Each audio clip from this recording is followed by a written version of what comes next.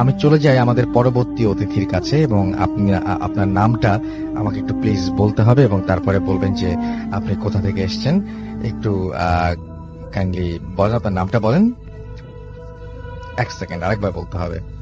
Thank you Rasel ভাই। আমার নাম মোহাম্মদ সোহেল রানা। আমি মিরপুর থেকে এসেছি। আমার দেশের বাড়ি দিনাজপুর। শুনি আপনার ঘটনা। তো এট ফার্স্ট আমি বলতে চাই আমি একজন মেডিকেল টেকনোলজিস্ট। আচ্ছা। তো সেই হিসাবে আমি গাজীপুরে একটি প্রাইভেট ডায়াগনস্টিক সেন্টারে, নাম বলবেন নাকি একটু? হ্যাঁ, নাম বলতেছি না। আমি একটি প্রাইভেট ডায়াগনস্টিক সেন্টারে জব করতাম আর কি।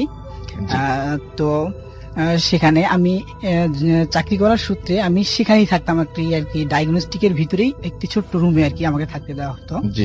তো আমি রুমের একটু বর্ণনা দেই। আমার রুমটা এমন জায়গায় ছিল যে সদর হসপিটালের মর্গ, যেখানে আর কি পোস্টমর্টম করা হয়। তো সেই মর্গ থেকে আমার শোয়ার রুমের দূরত্ব 14 থেকে 15 হাত। অর্থাৎ আমার জানালা খুললেই মর্গের জানালা দেখা যায় এবং মাঝে মাঝে আমি গন্ধও পেতাম। তো যাই হোক, ঘটনা সেদিকে না। একদিন শুক্রবার আমাদের অন্যান্য স্টাফরা ছুটিতে থাকেন, আর আমি সেখানেই থাকতাম। এর জন্য আমি ওখানেই সবসময় থাকি এবং পাশের ফ্ল্যাটে থাকতো আমার মালিক আর কি, ফ্যামিলি নিয়েই থাকতো। তো যাই হোক, শুক্রবার জুমার নামাজের ঠিক আগ মুহূর্তে আমার মালিক আমাকে চাবি দিয়ে বলল যে আমি নামাজে যাচ্ছি, আপনি কিছুক্ষণ পর গেটে তালা মেরে নামাজে চলে আসবেন। আমি বললাম ঠিক আছে। তো আমি নামাজের জন্য রেডি হচ্ছি, এমন সময় আর কি দুজন লোক আসলো এক্স রে করার জন্য। তো বলতেছে আবার ইমার্জেন্সি এক্স রে করা লাগবে। আমি বললাম ভাই একটু বসেন, আমি নামাজ পড়ে আসবো, পরে আর কি এক্স রেটা করবো।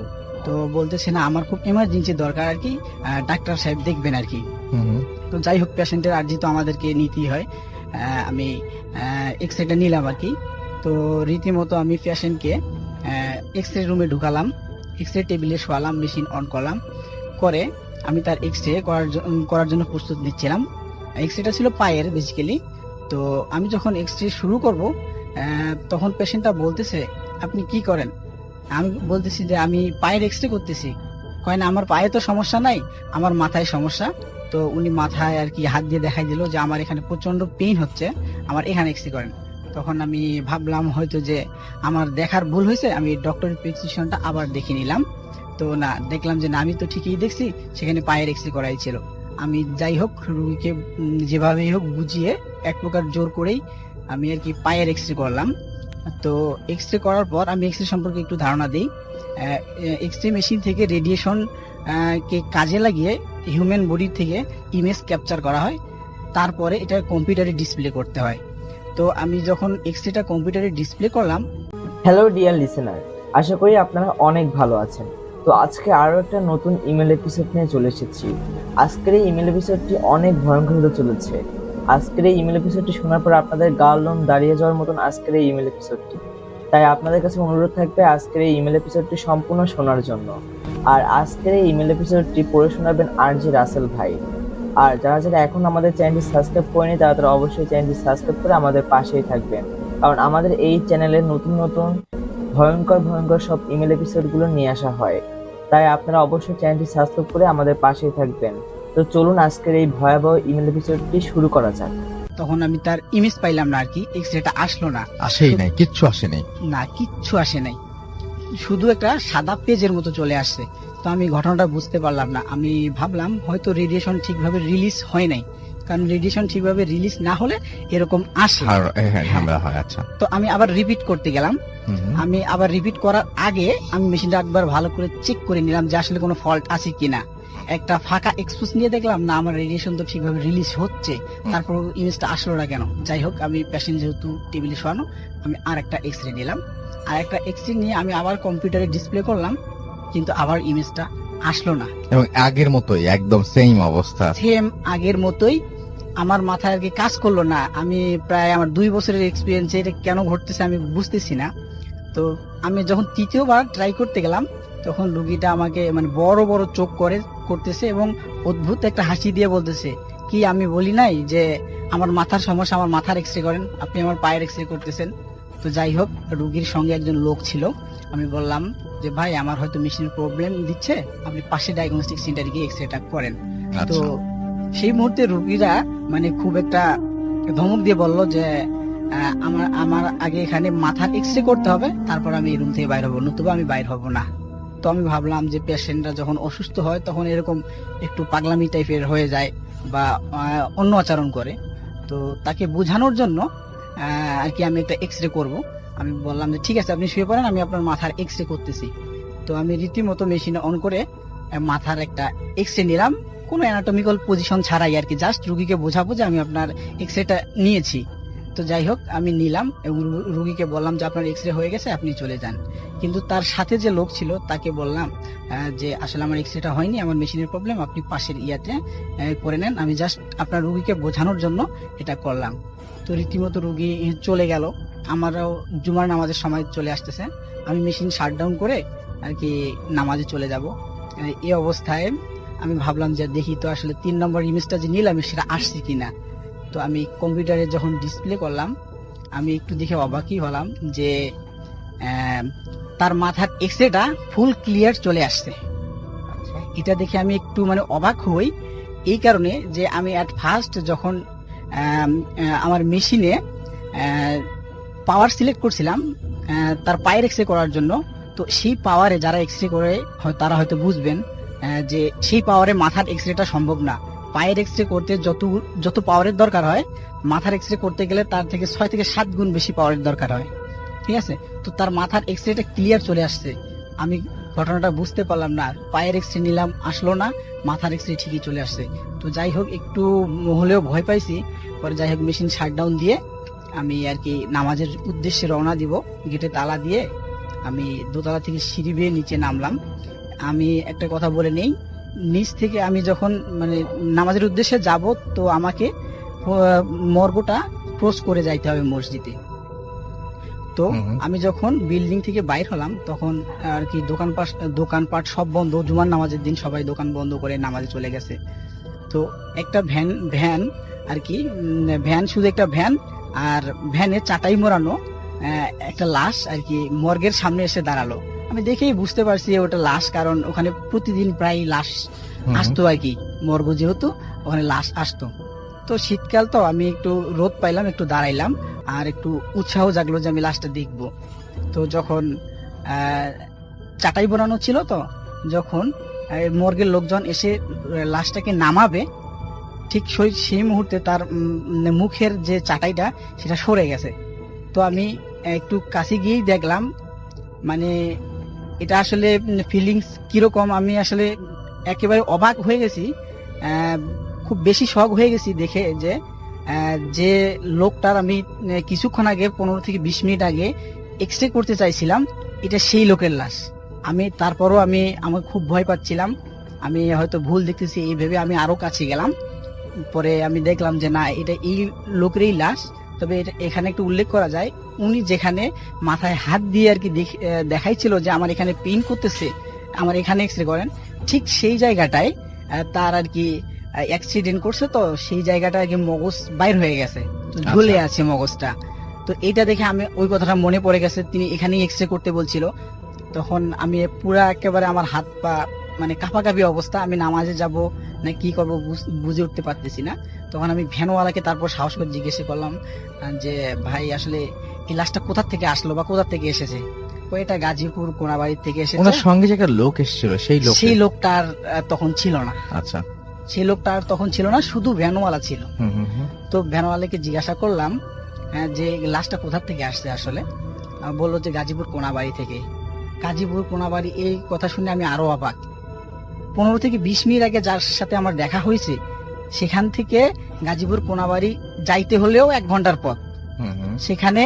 এবং ভ্যানওয়ালা বললো, ভ্যানওয়ালাকে আমি আরেকটা কথা জিজ্ঞাসা করছি যে না এনাকে তো আমার কিছুক্ষণ আগে ওনার সঙ্গে আমার দেখা হয়েছে। তখন ভ্যানওয়ালা আমাকে অ্যান্সার করছিল যে আপনি কি পাগল হয়ে গেছেন, এনাকে আমি কোনাবাড়ি থেকে ভ্যান চালাইয়ে এখানে নিয়ে আসলাম।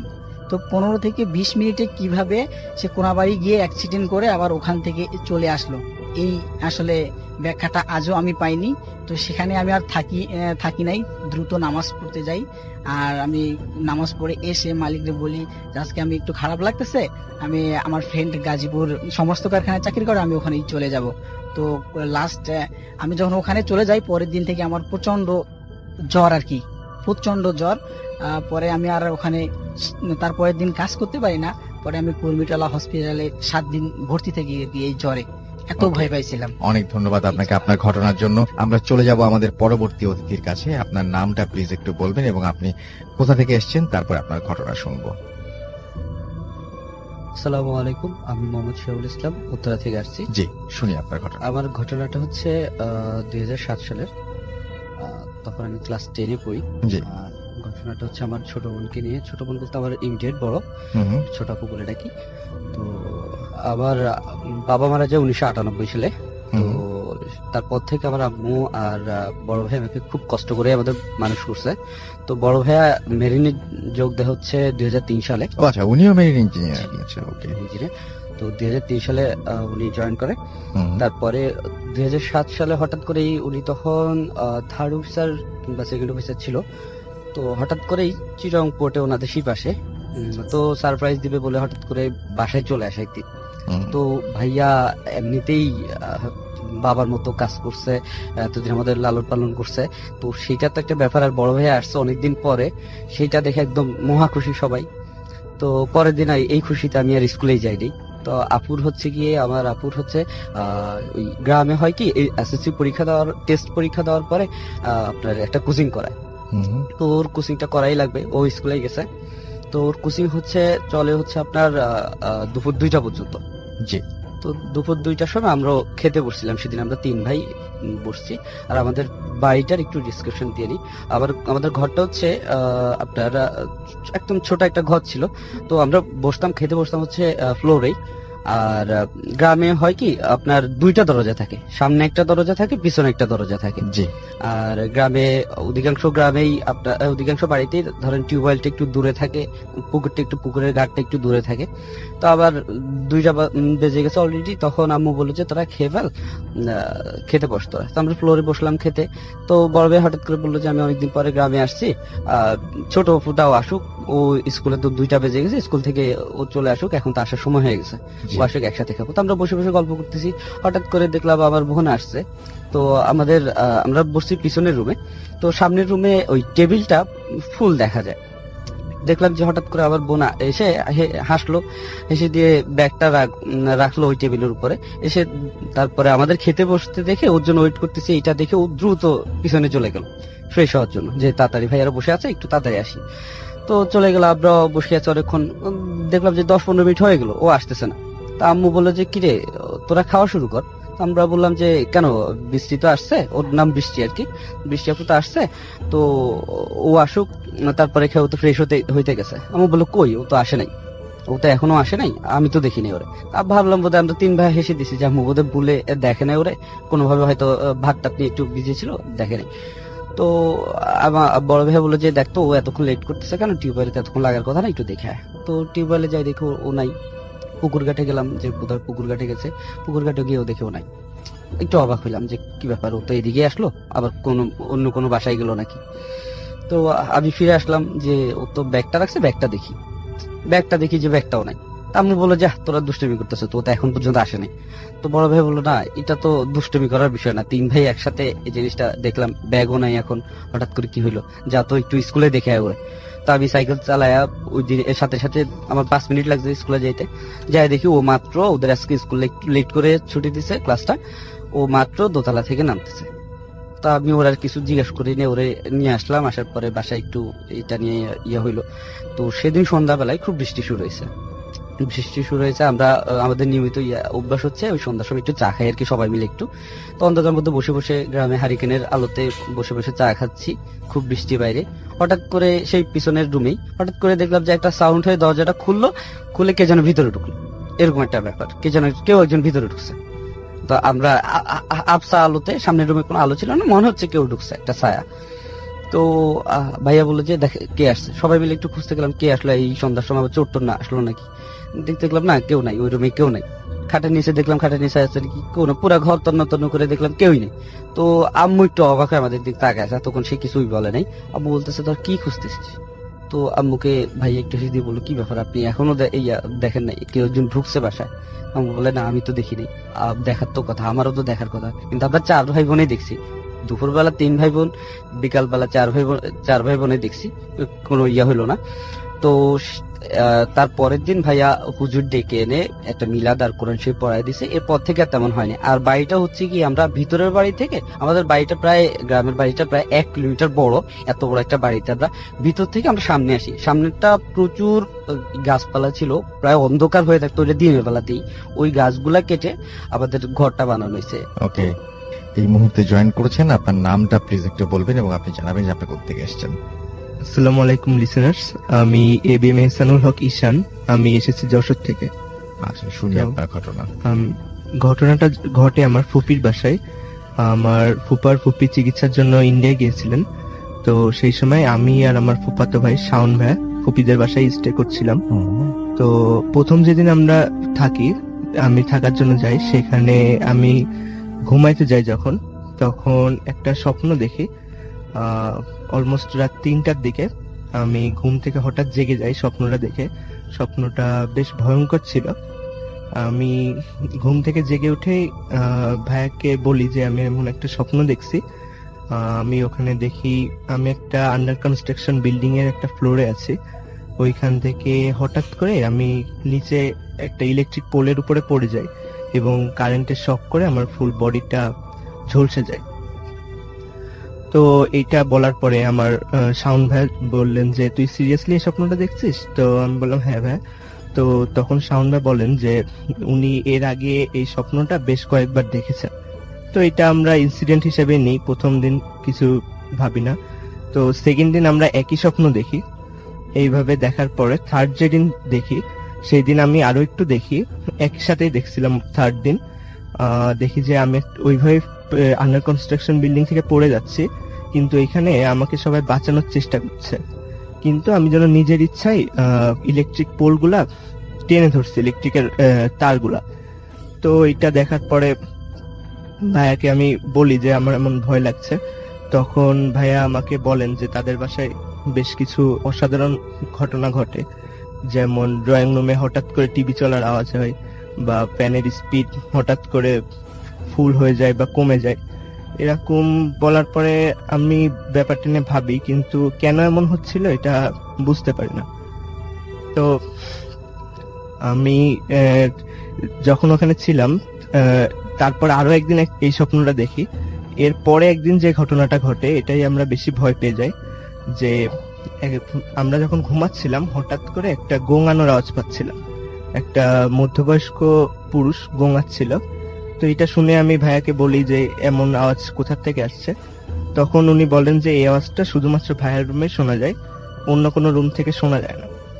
তো এইটা বলার পরে আমি এটা টেস্ট করার জন্য যাই পাশের রুমে। তো দেখি সিরিয়াসলি কোনো আওয়াজ পাওয়া যাচ্ছে না, শুধুমাত্র ভাইয়ার রুমেই পাওয়া যাচ্ছে আওয়াজটা। তো এইটাই আমরা বেশ ভয় পেয়ে যাই এবং ওই দিন রাতে ঘুমাতে পারি না। তো আমরা প্ল্যান করি এটা কেন, এই বাসায় কোনো অসাধারণ ঘটনা ঘটে কিনা সেটা জানার একটা প্ল্যান করি। কিন্তু খোঁজ নিয়ে জানতে পারি যে দারোয়ানরাও ফুপিরা ভাড়া আসার বেশ কিছু মাস আগেই আসছে, তো তারা কোনো ঘটনা জানে না এখনো পর্যন্ত ঘটছে কিনা। তো আমরা ওয়েট করি, কোনো আমরা রেজাল্ট পাচ্ছিলাম না কেন এমন হচ্ছে। তো একটা পর্যায়ে আমরা একদিন দেখি গেটের কাছে একটা বৃদ্ধ লোক দাঁড়িয়ে আছেন। তো উনি আমাদের পরিচয় দেন। এই ফ্ল্যাটটা যখন হচ্ছিল তখন উনি এখানকার দারোয়ান হিসেবে কাজ করছিলেন এবং ফ্ল্যাটটা হয়ে যাওয়ার পরেও দারোয়ান হিসেবে বেশ কিছু বছর কাজ করছেন। তো আমরা তাকে এই ঘটনাটা খুলে বলি যে যা যা ঘটছে আমাদের সাথে। তো উনি তখন এমন ভাবে অ্যান্সারটা দেন যে উনি এই কথাটা এর আগেও শুনছেন, এমন ভাবে বলেন যে এখন এমন হয়, আমি তো ভাবছি ফেরা কেটে গেছে। তো আমরা জিজ্ঞাসা করি যে আপনি কিছু জানেন কিনা। তখন উনি যেটা শেয়ার করেন ওটা ছিল বেশ হৃদয় বিদারক আর কি। যে মিস্ত্রিরা কাজ করতো তারা এখান থেকে ঠিক মতো মজুরি পেত না, এই জন্য বেশ কয়েকবার মালিকের সাথে সমস্যা হয়েছে। তো এক পর্যায়ে ঈদের সময় সব মিস্ত্রিরা দেশে যাবে ঈদ করতে। তো মালিক তাদের টাকা দেয় না, সেই সময় ওনাদের যে হেড মিস্ত্রি ছিল উনি নিজেই দায়িত্ব নিয়ে নিজের কিছু জমানো টাকা থেকে বাকি মিস্ত্রিদের টাকা দিয়ে দেয় এবং নিজেই গ্রামে যায় না ঈদ করতে আর কি। উনি নিজেই খুব কষ্ট পাচ্ছিলেন যে উনি হেড মিস্ত্রি সব মিস্ত্রিদের নিয়ে আসছেন, এখন ওনার জন্য অন্যরা কষ্ট পাচ্ছে, এই জন্য নিজেই স্যাক্রিফাইস করেন। তো সবাই যায় ঈদ করতে, হঠাৎ করে একটা খবর আসে যে হেড মিস্ত্রি মারা গেছে।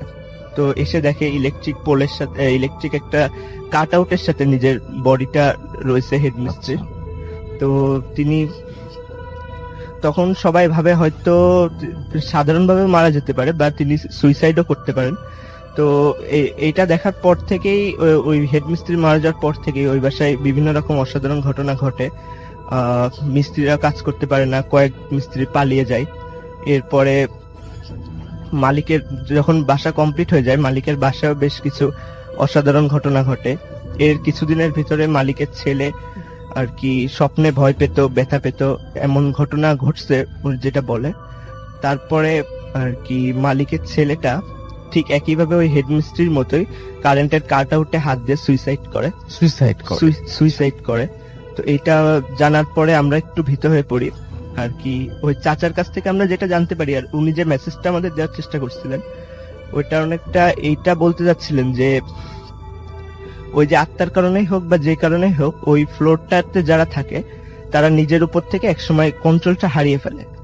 তো এটা শুনে আমরা খুব ভয় পেয়ে যাই, কারণ হেডমিস্ত্রি মালিকের ছেলের যে ঘটনাগুলো ঘটেছিল সেইগুলোর প্রায় প্রথম দিকের ঘটনা প্রায় সবগুলো আমাদের সাথে ঘটছে। তো আমরা ভাবতে থাকি হয়তো আমাদের সাথেও এরকম কিছু হবে যে আমরা কন্ট্রোল হারিয়ে ফেলবো। তো আমরা তখনই ওই বাসা থেকে চলে আসি, ফুপির আসা পর্যন্ত আমাদের বাসায় থাকি। পরে ফুপির আসলে বলে আমরা ফুপি ওই বাসা চেঞ্জ করে। তো রাসেল ভাই, এই ছিল আমার ঘটনা। অনেক ধন্যবাদ আপনাকে আপনার ঘটনার জন্য। আমরা হাতে একেবারেই সময় কম, আমরা যাব আমাদের পরবর্তী অতিথির কাছে এবং আপনার নামটা প্লিজ একটু বলবেন, তারপরে আমরা আপনার ঘটনা শুনবো। থ্যাংক ইউ রাসেল ভাই। থ্যাংক ইউ রাসেল ভাই। লিসনার্স, আমি মৃন্ময়, মিরপুর 1 ঢাকা থেকে। জি রাসেল ভাই, আমি সরাসরি আমার ঘটনা চলে যাচ্ছি। ঘটনাটা ঘটেছে গত বছর মালয়েশিয়াতে। আমি সেগি ইউনিভার্সিটি মালয়েশিয়াতে পড়ালেখা করতে যাই। যেহেতু ওখানে আমি নতুন এবং আমার পরিচিত কেউ ছিল না, তাই ভার্সিটির কয়েকটা বড় ভাইয়ের সাথে একটা অ্যাপার্টমেন্টে উঠে যাই। সো বলে রাখা ভালো রাসেল ভাই, আমাকে আমার বড় ভাইরা বলেছিল আগেই যে বাসাটা একটু হন্টেড। সো এখানে কখনো একা থাকতে মানা করে, কারণ প্রায় সময় তাদের পার্ট টাইম জব আছে, তারা বাইরে কাজ করতে যায়। সো একটা রাতের ঘটনা, সেদিন আমার ভাইয়ের একটা পার্টিতে বাইরে চলে যায়। দেন আমি বাসায় একাই থাকি। মা বাবার জন্য মন খারাপ ছিল, অনেকদিন দেখা হয় না। মাকে ইমোতে ভিডিও কল করি যে কেমন আছে ইয়ে করার জন্য। আর বলে রাখা বলে, এর আগে আমি রান্নাঘরে, আমার রুমটা ছিল মিডল রুম, আর আমার বাসায় ঢুকতেই দরজা দিয়ে ডানে আমাদের রান্নাঘরটা, ওখান থেকে একটা রুম ফাঁকে আমার রুমটা, ওখানে রান্না করার চামচ ভাত ওগুলো সবকিছু রেখে দিয়ে আমি আমার সাথে ভিডিও কল করছিলাম। হঠাৎ করে দেখা যায় যে একটা সময় একটা স্টিলের চামচ যদি একটা মাটিতে পড়ে, এই টাইপের একটা আওয়াজ হচ্ছে আমার রুমের সামনে। আমি আটকে উঠি এবং কয়টা রেখে দিয়ে দেখি যে আমার যে চামচটা আমি রান্নাঘরে রেখেছিলাম ওটা আমার রুমের সামনে পড়ে আছে। ঘটনাটা আমি ভয় না পেয়ে চমকে উঠি, বরং যে এটা কিভাবে এখানে আসলো। তখন সামহাও নিজেকে রিল্যাক্স করার জন্য গান শুনে এক পর্যায়ে ঘুমিয়ে যাই আমি আমার রুমে। তারপর রাত 1:30টার দিকে আমার ঘুম ভাঙে। আমার বড় ভাইরা ফিরে আসে কর্মক্ষেত্র থেকে, ফিরে এসে আমাকে জাগিয়ে তোলে। দেন আমাকে বলে যে মৃন্ময় ওঠ, ফ্রেশ হয়ে না একসাথে খাওয়া দাওয়া করি। সো আমি ফ্রেশ হওয়ার জন্য ওয়াশরুমে যাই, একটু গেঞ্জিটা খুলি, হাত মুখ ধোয়ার সময় দেখি আমার গলায় 3টা আঁচড়ের দাগ, আর কাঁধে কেউ যদি কোনো একটা ভারী জিনিস দিয়ে বাড়ি দেয় যেরকম করে রক্ত পড়ে, ঠিক ওরকম করে ফেটে রক্ত পড়তেছে। ঘটনাটা দেখে এবার আমি সত্যিই খুব ভয় পেয়ে যাই রাসেল ভাই। ভাইদের বলি, দেখাই যে এরকম অবস্থা, ভাইরা খুব ভীত হয়ে যায়। তারপর ভাইয়েরা বলে যে আমি তোমাদের আগে বলছিলাম যে এ বাসে একটু হন্টেড আছে, একা থাকবে না। সো আমি তখন খুবই ভীত হয়ে যাই এবং আমাকে একটা তাবিজ দেওয়া হয়। তাবিজ নেওয়ার পরে কি আপনার এই সমস্যা ছিল? না, তাবিজ নেওয়ার পরে রাসেল ভাই আমার এই সমস্যাটা ছিল না কিছুদিন, বাট সামহাও আমি তাবিজটা হারাই ফেলি এবং ওই বাসা থেকে শিফট হয়ে নতুন বাসায় যাই। নতুন বাসাতে কয়েক মাস ভালোই ছিল, কিন্তু মাঝখানে একটা ঝামেলা হয়ে যায়। কিরকম ঝামেলা? প্রায় মনে হতো যে আমরা একটা ফ্ল্যাটে 4 জন ফ্রেন্ড থাকতাম। আমাদের রুমের মাঝখানে কোনো একটা কেউ একজন হেঁটে যাচ্ছে, আর কেউ একজন গভীর রাতে শীষ দিচ্ছে, শীষ দিয়ে গান গাচ্ছে, অথবা এক রুম থেকে আরেক রুমে দরজা, বোঝা যাচ্ছে আমি একা আমার রুমে আছি, বাট আমার রুম থেকে কেউ একজন দরজা খুলে অন্য রুমে চলে যাচ্ছে। মাঝে মাঝে ওয়াশরুমে কেউ একজন শাওয়ার নিচ্ছে, পানির শব্দ পাওয়া যেত। একদিনকার ঘটনা আছে যেটা আমি খুবই ভয় পাই। সেটা আমি বিছানায় বসে ল্যাপটপে ফেসবুকিং করছিলাম। এমন সময় আমি একটা মেয়ের সাথে জানি আর কেমন করে গল্প বলতে থাকি। হঠাৎ করে একটা টাইমে আমার মনে পড়ে যে আমি কার সাথে গল্প বলতেছি, কারণ আমরা সবাই ব্যাচেলর ছিলাম আর সব ছেলেরা ছিলাম, এখানে কোনো মেয়ে ছিল না। ঘটনাটা করে আমি খুবই ভীত হয়ে যাই এবং খুবই আমার জ্বর আসে যেমন ঘটনা। ওকে, অনেক ধন্যবাদ আপনাকে আপনার ঘটনার জন্য। আমরা চলে যাব আমাদের পরবর্তী পরবর্তী অতিথির কাছে। আপনার নামটা প্লিজ একটু বলবেন, তারপর আপনি কোথা থেকে এসেছেন যদি আমাদের একটু জানাতেন। থ্যাংক ইউ রাসেল ভাইয়া। আমি সজীব আহমেদ, আমি আসছি মিরপুর 1 থেকে। বলুন। তো আমি আজকে যে ঘটনাটা বলবো এটা আসলে আমার একটা হোম টিউটর আসলে আমাকে বলছিল। এটা ওনার বাবার সঙ্গে ঘটে যাওয়া একটি ঘটনা। তো ঘটনাটা যে সময় ঘটছিল ওই সময় আসলে ওনাদের গ্রামে কোনো টিউবওয়েল ছিল না, তো ওনারা সবাই পুকুরে গোসল করতেন। তো রোজ আমার ওই টিচারের বাবা পুকুরে গোসল করতে যাইতেন। তো রীতিমতো সেদিনও তিনি গোসলে গেছিলেন। তো তিনি ছিলেন একজন ভালো সাঁতারু। তো তিনি অনেক সাঁতার দেখাচ্ছিলেন সবাইকে, তো সবাই অনেক মজা পাচ্ছিল, যেমন পুকুরে ডুব দিয়ে এরকম আর কি ইত্যাদি। তো এক সময় উনি পুকুরে ডুব দিয়ে অনেকক্ষণ উপরে ভেসে উঠতেছিলেন না, তো লোকজন সবাই ভাবতেছে যে উনি মজা করতেছেন। তারপর এর কিছুক্ষণ পর যখন ওঠেন না, তখন আসলে লোকজন সবাই খোঁজাখুঁজি করে। তো অনেক খোঁজাখুঁজির পর যখন তাকে পাওয়া যায় না, তো রাসেল ভাইয়ের 1-1.5 ঘন্টা পর উনি কোথা থেকে যেন দৌড় দিয়ে বাইরে উঠানে এসে সেন্সলেস হয়ে পড়ে যান। এরপর হুজুর আনা হয়, তারপর অনেক দোয়াদৌড়ি করে ফু দিলে ওনার সেন্স ফিরে আসে। তখন ওনাকে জিজ্ঞাসা করা হয় যে ওনার সঙ্গে কি কি হয়েছিল। তো উনি তখন যেটা বলেন সে তা হচ্ছে যে উনি যখন ডুব দিয়ে নিচে যাচ্ছিলেন তখন একটা সুন্দরী পরী এসে তাকে পানির নিচে নিয়ে যেতে যেতে এমন একটা জায়গাতে নিয়ে যায় সেখানে শুধু স্বর্ণের সবকিছু, এবং ওখানে ওনাকে অনেক কিছু খাওয়া হয় আর কি। তো তারপর আর কি ওই পরী তাকে বলে যে সেখানে তাদের কাছে থেকে যেতে। তো তখন তার সেন্স ফিরে আসে যে তিনি আসলে পানির নিচে আসেন। তো তিনি অনেক কথাই বলেন তাকে, এবং লাস্ট পর্যন্ত বলেন যে আসলে আমি তো ভালো কাপড় চোপড় পরে নাই, তো আমি ভালো কাপড় চোপড় পরে আবার আসলে আসবো। তো এরকম বলে আরো অনেক কিছু বলে তারপর ওনাকে উপরে দিয়ে যায়। এর কিছুদিন পরে তিনি মানে অসুস্থ ছিলেন ওই সময়টাতে, তার কিছুদিন পরে তিনি সুস্থ হয়ে যান। তো এই ছিল আমার ঘটনা। ওকে, আপনাকে অনেক অনেক ধন্যবাদ। আমরা আজকে হাতে আসলে আর সময় নাই। আপনি 2 মিনিটের জন্য আপনি একটু বলতে পারেন ছোট্ট করে একটা ঘটনা। আপনি যেহেতু এসছেন, আমি জাস্ট শুনিনি আপনার কাছ থেকে। আপনার টিউটর এই ঘটনা বলেছেন, রাইট? খুবই অদ্ভুত ঘটনা। এটা কি তার সাথেই ঘটেছে? তার বাবার সাথে ঘটেছে? বুঝি না আপনার কথা।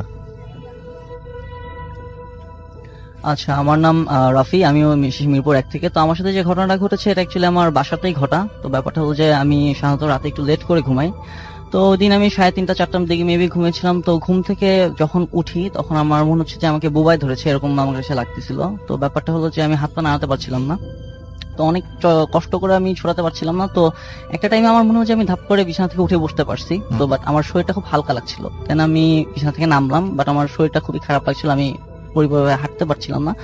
তো যাই হোক, তো আমি বিছানা থেকে নেমে আমি চাচ্ছিলাম মার কাছে যাব। তো আমার পাশে রুমটাই ছিল আমার মার রুম। তো আমি মার রুমে ওই টাইমে নর্মালি মা নামাজ টামাজ পড়ে দোয়া দুরুদ পড়ে। তো আমি রুমে গেলাম, রুমে যে অ্যাকচুয়ালি মাকে দেখতে পেলাম না।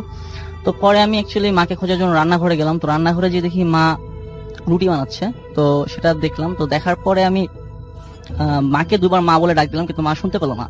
তো ডাক দেওয়ার পরে আমি কি হলো জানি না, হঠাৎ করে মনে হলো আমি পড়ে গেলাম, এবং তারপর আমার মনে হলো আমি আবার বিছানা থেকে উঠে বসেছি। তো তখন আমি অ্যাকচুয়ালি বুঝলাম যে না, হয়তো আমি স্বপ্ন দেখছি। বাট ব্যাপারটা হলো যে পরে আমি ঠিক সেভাবে নিচে নামলাম, আমার পর দেখি এক্স্যাক্টলি মা রুমে মা নাই, এবং আমি যখন রান্নাঘরে গেলাম দেখলাম এক্স্যাক্টলি ওই পজিশনেই মা রুটিটা বানাচ্ছে।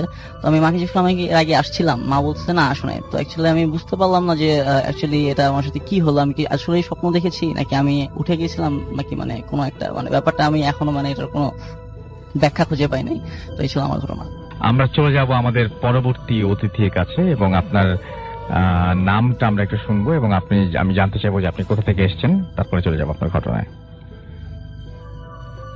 রীতি। আরেকবার বলতে হবে প্লিজ। আমি রীতি, আমি দক্ষিণখান থেকে আসছি। জি, বলেন।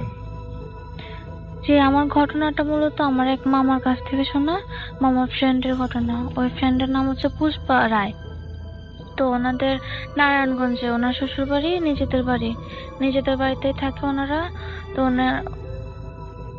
ওনার শ্বশুর, ওনার শাশুড়ি, তারপর ওনার 2 দেবর আর ননদ, ওনারা থাকে ওই বাড়িতে। আপনি বলেন। বাড়িতে 4টা রুম আছে। তো ওই রুমের মধ্যে এক রুমে ওনারা হাজবেন্ড ওয়াইফ থাকে, অন্য রুমে ওনার শাশুড়ি থাকে, তারপরে অন্য 2 রুমে দেবরা থাকে, আর এক রুমে থাকে ওনার ননদ। তো হবে ওনারা তো নতুন বিয়ে হয়েছে, বিয়ে হওয়ার প্রায় কিছুদিন পরে ওনারা মানে বেশ ভালোভাবে কাটতেছিল, কিন্তু প্রায় বছরখানিক পরে একদিন ওনার হঠাৎ করে ঘুম ভাঙে। ঘুম হওয়ার পর ওয়াশরুমে যাওয়ার দরকার হয়। তো উনি পাশ ফিরে দেখে কি ওনার হাজবেন্ড ওনার পাশে নাই। তো উনি ভাবে হয়তো কোথাও গেছে। তো অন্যদিকে তাকে দেখে ওনার হাজবেন্ড মানে টেবিলের পাশেই, বিছানার পাশে টেবিল ছিল, টেবিলে বসে টেবিল ল্যাম্পের আলোতে কিছু জানি লিখতেছে। তো উনি আর হাজবেন্ডকে ডিস্টার্ব না করে ওয়াশরুমে চলে যায়। তো ওয়াশরুম থেকে বের হয়ে যখন ব্যাক করবে রুমের দিকে, তো উনি ব্যাক করে দেখতে পায় যে ওনার হাজবেন্ড ড্রয়িং রুমে বসে টিভি দেখতেছে। তো উনি তো অবাক হয়ে যায়, ভাবে কি হাজবেন্ডকে এখনই দেখে আসলাম যে লিখতেছে, এখনই আবার টিভি দেখতেছে। তো উনি হাজবেন্ডের কাছে গিয়ে বলো, তোমার কি লেখা শেষ? তুমি নাকি কিছুক্ষণ আগে লিখতেছিলা? তো হাজবেন্ড বললো, কই আমি তো লিখতেছিলাম না, আমি তো খাওয়ার পর থেকে এখানে বসে টিভি দেখতেছিলাম, আমি এখনো পর্যন্ত শুতেই যাই নাই। তো ঘটনাটা শোনার পর উনি পুরোপুরি মানে শকড হয়ে যায়। তো ওনার হাজবেন্ড সহ আবার রুমে ব্যাক করে পুরো রুম সার্চ করে, বাট মানে ওখানে ওনারা 2 জন ছাড়া আর কেউ ছিল না। তো বাবা যাওয়ার পরে মানে কিছুদিন কাটার পরে প্রায় মাসখানেক পরে আবার একটা ঘটনা ঘটে। তো উনি আবার হঠাৎ করে রাত্রে ওয়াশরুমে যাওয়ার প্রয়োজন হয়। তো উনি রাত্রেবেলা উঠে ওনার ওয়াইফ মানে হাজবেন্ডকে আর জাগায় নাই, ভাবছে উনি নিজেই যাইতে পারবে। তো লাইটও জ্বালায় নাই। তো যখন বিছনা থেকে নামছে, তো বিছনা থেকে নেমে যখন নিচে পা দিবে, পাটা ওনার পরে একটা মানুষের হাতের উপর। তো উনি তো পুরো ভয়ে চিৎকার দিয়ে উঠে তো ওনার হাজবেন্ডকে জাগায় বলে কি বিছানার নিচে কেউ আছে, তুমি দেখো বিছানার নিচে কেউ আছে। তো ওনার হাজবেন্ড উঠে ওনারা লাইটটা জ্বালায়, পুরো ঘর সার্চ করে, কাউকে পায় না। পুরো দরজা সব লক ছিল। বিছানার নিচে তো দূরের কথা, কোনো একটা বিড়াল টিড়াল বা কোনো পশু পাখিও নাই ওনাদের ঘরে। তো ওনারা এই ব্যাপারটা উনি অবাক হয়ে যায়। তো এই ব্যাপারটার পরে ওনার ওয়াইফ মানে মোটামুটি সব দিক থেকে মানে ভয় পাইতে থাকে, চলাফেরা করতে বাসায়। তো এরপরে প্রায় 2-3 মাস পরে আরেকটা ঘটনা ঘটে, যে ঘটনার পর মানে ওনার ওয়াইফ মানে পুরোপুরি একবার ভেঙে পড়ে, মেন্টালি ডিপ্রেসড হয়ে যায়। ঘটনাটা হচ্ছে ওনার ওয়াইফের একদিন রাতে তাও ঘুম ভাঙার পর ওনার জানালায় চোখ পড়ার পর উনি দেখে ওনার শাশুড়ি ফুল তুলতেছে বাসার সামনে থেকে। তো উনি ভাবে হয়তো পূজার সময় হয়ে গেছে, আজকে ওনার উঠতে লেট হয়ে গেল। তো উনি তাড়াতাড়ি উঠে গোসল টোসল করে পূজার জন্য রেডি হয়ে ঠাকুর ঘরে গিয়ে বসে থাকে। তো ঠাকুর ঘরে বসে থাকার পরে প্রায় ঘন্টাখানিক হয়ে যায়, এখনো ওনার শাশুড়ি আসতেছে না দেখে। তো উনি কিছুটা অবাক হয়ে যায়, এখনই দেখলাম যে মা ফুল তুলতেছে, এখনো আসতেছে না। তো উনি গিয়ে ওনার শাশুড়ির রুমে যায়, গিয়ে ওনাকে ডাকে যে মা আপনি না ফুল তুললেন, এখন আবার শুয়ে পড়লেন যে, আপনার কি শরীর খারাপ? তো ওনার শাশুড়ি বলে কি আমি ফুল তুললাম মানে কি বলতেছো তুমি? তো উনি বলে কি আমি তো আপনাকে একটু আগে দেখলাম যে ফুল তুলতেছেন। তো ওনার শাশুড়ি বলে না আমি তো এখনো ঘুম থেকে উঠে না, আর ফুল কেন তুলবো, এখন তো রাত 3টা বাজে। তো উনি তো এই ঘটনাটা শুনে তাও অবাক হয়ে যায়। আবার ওনারা যেখানে ফুল গাছ থাকে ওখানে গিয়ে আবার চেক করে যে কেউ নাই। এরপরে ওনারা মানে ওই ওনাদের বউকে মানে কিছুদিনের জন্য বাপের বাড়িতে পাঠায় দেয়। এই ছিল ঘটনা। ওকে, থ্যাংক ইউ ভেরি মাচ। তো ওই লোকটা মাছ মারতে গিয়েছিল আর কি, এক নদীতেই, ছোট্ট একটা নদী আছে আমাদের কাছে ওখানে। তো সে মাছ মারতে গিয়ে ওই পলাই আর কি জাতীয় ওই যে সাপ দিয়ে যে মারায়। তো উনি যখন কয়েকটা সাপ দেওয়ার পরে একটা নাকি মাছ হাতে ওনার লাগছে আর কি, একটা খুঁজে দেখে যে টাকি মাছের মতো একটা মাছ, বেশ বড় সড়ো। তো উনি ওটা হাতে ধরছে, ধরার পরে তো মানে সবচেয়ে আশ্চর্যজনক ঘটনা হচ্ছে মাছটার পিছন পাশে হচ্ছে আঁশটার থাকার কথা, মানে আড়াটা। আর উনি যখন ধরছে মাছের মাথা থেকে উল্টো পাশে আর কি, মানে মাথার দিক থেকে উল্টো পাশে লাগতেছে আড়াটা। তো উনি ওনার গাটা একটু শিউরে উঠছে যে কি ব্যাপার, এটা আবার কেমন মাছ। তো উনি পলাই সহ এই মাছটা উঠাইছে আর কি উপরে। উঠে দেখে রাসেল ভাই যে উনি মানে লগে ওখানে মানে ফ্রেন্ড হয়ে গেছে, যে উঠে দেখে যে মানুষের মতো চোখ, মানে ওই মাছটার যে মানুষের মতো চোখ তার দিকে তাকায় আছে। এই দেখে উনি ওখানেই কিছুক্ষণ পড়ে গেল। তো পড়ে যাওয়ার পরে তারপর লোকজন মাছ তো দলে মিলে মাছ মারে, লোকজন সবাই বললো কি ব্যাপার ও পড়ে গেল কেন, এসে তাকে হুস করালো। তো করার পরে তাকে জিজ্ঞাসা করলো যে তোর এরকম হলো কেন। তো বললো যে আমি হঠাৎ করে মাছ ধরতে গিয়ে দেখি যে এই ঘটনা, আমি মাছটা উঠায় দেখি যে মানুষের মতো চোখ, আমি তখন তড়িৎ গতিতে মাছটা ফেলাই দিই নদী দিয়ে। তখন দেওয়ার পরে আর আমি আর কোনো হুঁশ নেই। একটা সময় সবাই মানে বিষয়টা এখানে শেষ হলে পারতো, কিন্তু হয়নি।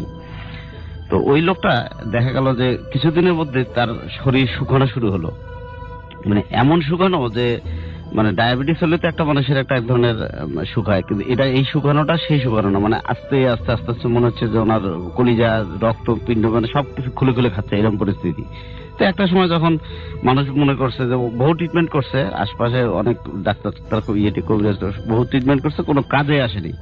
তো একটা সময় তখন ওই আমার নানার খবর পেয়ে গেল, নানাকে নিয়ে আসলো যে ওরা যেহেতু দুইজন বন্ধু বান্ধব মিলে কাজটা করে, আমার নানা আর ওই দৌলত মুন্সি মানে তার সাথে যে তার বন্ধু, তো ওনারা দুইজন ওই সাইকেল নিয়ে বিভিন্ন জায়গায় এইভাবে ট্যুরে গিয়ে গিয়ে কাজটা করতো। তো সাইকেল নিয়ে ওরা চলে গেছে ওখানে গিয়ে রাত্রেবেলা। আপনার ওখানে আবার একটা ফুলবান্দি জায়গা আছে, বেশ বিশাল বড় গাছ গাছারা, একটা বড় ধরনের একটা মরাচাক করা ঘরও আছে ওখানে, ডোমের ঘর। তো সব মিলে ওনারা যখন ওই বাড়িতে গিয়ে পৌঁছার পরে তো রোগী তখন মোটামুটি একদম মানে মানে একদম বিছানার শয্যা হয়ে গেছে, মানে শয্যাবিহীন হয়ে গেছে। তো লোকজন, কিছু মহিলা তাকে ওই ঘরের মধ্যে ওই তাকে চিৎ করে শোয়ায়, তার পায়ে সরিষার তেল দিয়ে ইয়ে করতেছে, মালিশ করতেছে, আর ওই একটা কুপি জ্বালায় মানে লাম্প জাতীয় জ্বালায় তার সামনে ওখানে রাখছে, দিয়ে মহিলারা মোটামুটি তাকে ই করতেছে। আর আমাদের ওখানে মানে একটা জিনিস হলো যে তুলারাশির জাতকের কিছু একটা লোক থাকে যে তাদেরকে পাতা বলে আর কি আমাদের দেখি, তো ওটা দিয়ে আসন করা হয় তাকে দিয়ে, মানে ওই সোয়াল জব করার জন্য। তো তখন আমার ওই নানা তার বন্ধু মিলে ওই লোকটাকে তখন ওই তার দুই হাতে সরিষার তেল লাগায় দিয়ে তাকে আসন দিয়ে দিছে, দিয়ে এখন মানে তাকে সোয়াল জব করবে। তো ইন্ডিমিটাবে মন্ত্রটা তো পড়ছে, সবকিছু পড়ছে। তো এমন সময় দেখে যে পশ্চিম উত্তরে, ওই বাড়িটার পশ্চিম উত্তরে জ্যোৎস্না রাত, একদম ফটফটে চোখে সবকিছু স্পষ্ট, মানে দিবালোকের মতো। কিন্তু ওই পশ্চিম আর উত্তর পাশে দেখে ওই কোনাসে দিয়ে একটা বাঁশঝাড় আছে ওনাদের, ওই বাড়ির ওই এলাকার বাঁশঝাড় ছিল। তো দেখে যে হঠাৎ অন্ধকার, মানে এমন এক অন্ধকার অবস্থা পরিবেশ বিরাজ হলো যে মানে যে এখনই দেখা যাচ্ছে সব দেখি দিনের আলোর মতো চাঁদের আলোটা, আর অথচ ওই জায়গাটা কেন কালো হয়ে গেল। হঠাৎ কালো অন্ধকার হয়ে একটা পাক দিয়ে ওই বাঁশের ঝাড়ে একদম বিশাল করে একটা বাতাসটা জুড়ে তারপরে এসে ওই পাতাটা যে আসন দিছে যে লোকটারে, পাতাটা তাকে উঠায় একটা আছাড় দিল। এমন আছাড় দিয়ে দিছে, তার নানা বললো যে তার এক জিভা বের হয়ে গেছে, অনেকটা এরকম পরিস্থিতি। তো ওরা তো মনে করছে তো মরে গেছে। তারা দুইজন করছে কি, দুই বন্ধু মিলে এখন মানে পটলাবাটলি গুছাইতেছে যে এখন পালানো ছাড়া তো বুদ্ধি নেই, মনে করছে যে এ তো মরে গেছে। তো যাই এখানেও ঘটনাটা শেষ হলে পারতো, কিন্তু সবচেয়ে যে বড় দুঃখজনক ঘটনা হলো যে ওই পাতাটারে ওখানে ফেলায় দেওয়ার পরে ওখান থেকে একটা অবয়বের মতো, একটা বাতাসের মতো একটা দ্রুত গতিতে ওই যে রোগীটা যেখানে ছিল, যে ঘরটাতে তাকে পাহারা দিচ্ছিল মহিলারা, ওই রোগীর ঘরে গিয়ে একটা বাতাসের মতো, পরে মহিলারা তখন তাকে বলছে, মানে নানারা যেটা জানছে পরে, যে ওই মহিলাদেরকে হঠাৎ করে একটা বড় বললো একটা বাতাস অনুভব হলো, একটা আসলো, এসে একটা অবয়বের মতো একটা লম্বা মানে 30-40 ফিট, মানে মনে হচ্ছে টিনের চাল ভেদ করে যেন মনে আকাশের মতো উপরে উঠে গেছে, এইরকম একটা অবয়ব। তার ঠিক পাটা ওই লাশের মানে ওই যে লোকটাকে আর কি রোগী, মানে যে লোকটাকে চিৎ করে শোয়ায় যে তাকে ইয়ে করছে, ওই তার গলা বরাবর একটা পা দিয়ে এমন চাপ দিল, লোকটার সাথে সাথে ক্যাচ করে উঠে মারা গেল। এই তো চিল্লাপাল্লা, মহিলারা সব কান্নাকাটি শুরু করছে যে মারা গেল এই করতে করতে পরে একটা সময় নানা আর ওই সেই দৌলত মুন্সি ওনারা দুইজন সাইকেল নিয়ে, রাসেল ভাই যেই পরিমাণে দৌড়ানি দিছে, মানে জীবনে আমরা এরকম কোনোদিন ভয় পাইনি, যেটা আমাদের জীবনে এইরকম ভয়।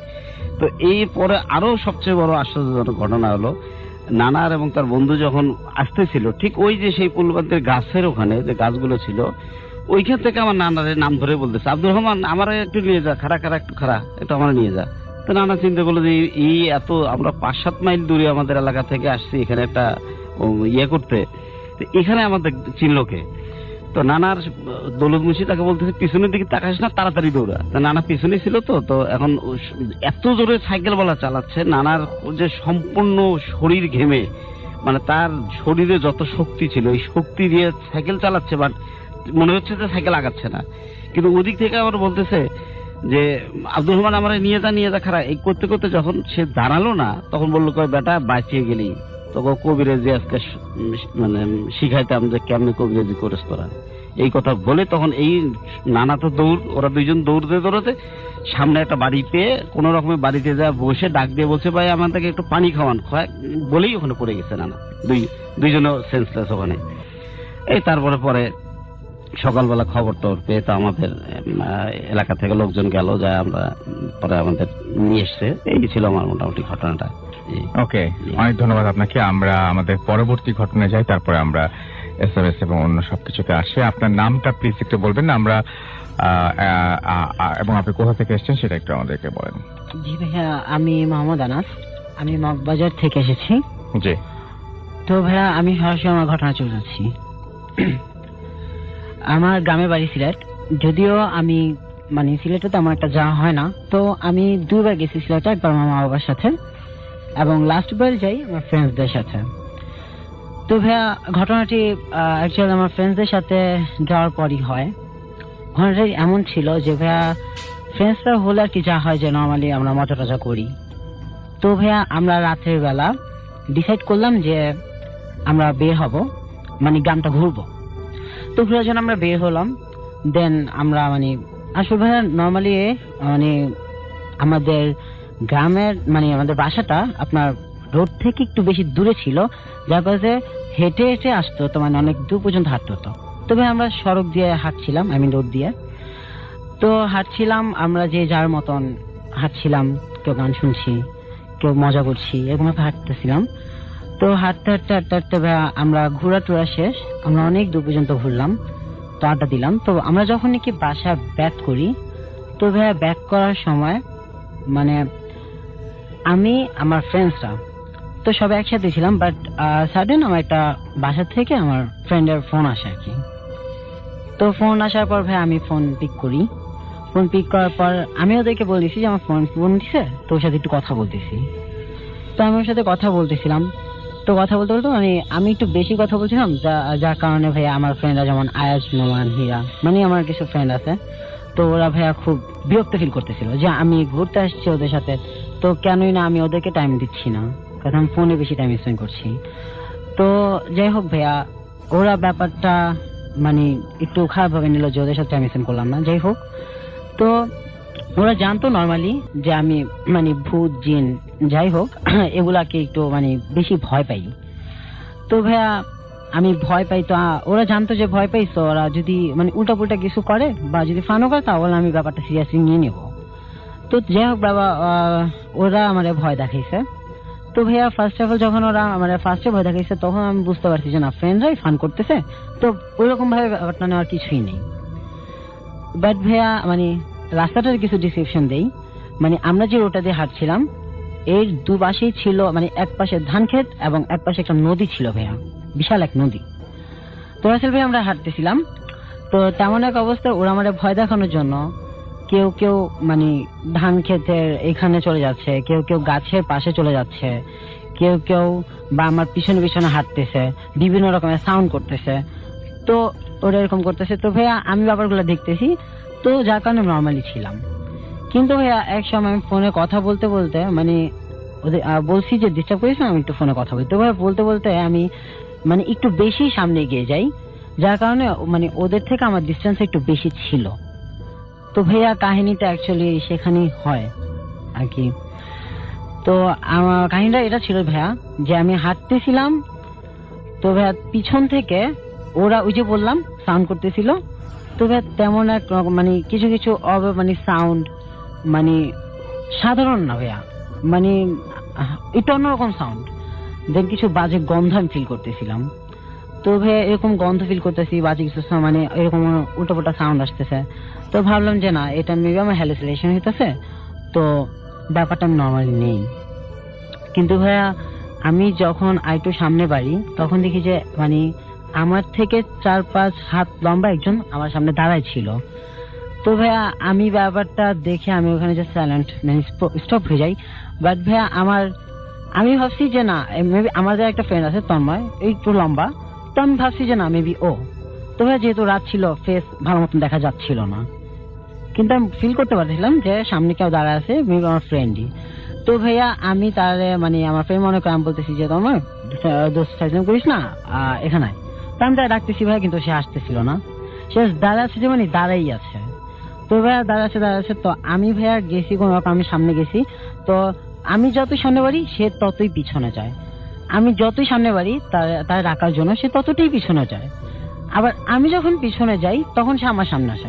তো ভাই এরকম ফাইজলাম করতেছে। তো এরকম করতে করতে ভাইয়া মানে অ্যাকচুয়ালি হয়েছে কি, যখন আমি বেশি ভয় পাই যাই, তো মানে আমি যখনই কি তার স্পর্শ করতে যাই, মানে আমি তার সামনে যাই, তো তখনই ভাইয়া পিছন থেকে আমার ফ্রেন্ড আসে মানে চিৎকার করে ওঠে, যার কারণে পিছনে ঘুরে ভাইয়া সেন্সলেস হয়ে যাই।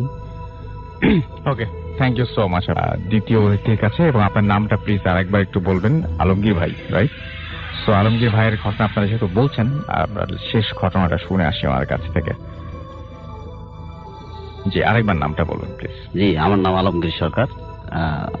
আমি এসেছি পূর্ব জোরাইন থেকে। তো রাসেল ভাই, ঘটনা তো প্রচুর আছে, যাই হোক আজকে একটু এটা বলি। তো আমি ঘটনা চলে যাই।